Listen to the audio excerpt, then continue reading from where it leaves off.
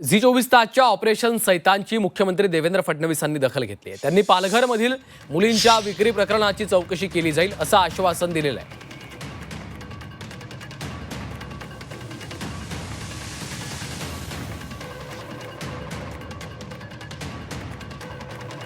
Zee 24 तासच्या operation सैतानची मुख्यमंत्री देवेंद्र फडणवीसांनी दखल घेतलेली आहे। त्यांनी पालघरमधील या मुलींच्या विक्री प्रकरणाची चौकशी केली जाईल असं आश्वासन दिलेलं आहे। या संपूर्ण प्रकरणाच्या सखोल चौकशीचं त्यांनी आश्वासन दिलं आणि जे कोणी यामध्ये दोषी असतील त्यांना तातडीनं त्यांच्यावर कठोर शासन केलं जाईल असं देखील आश्वासन मुख्यमंत्री देवेंद्र फडणवीस यांनी दिलेलं आहे।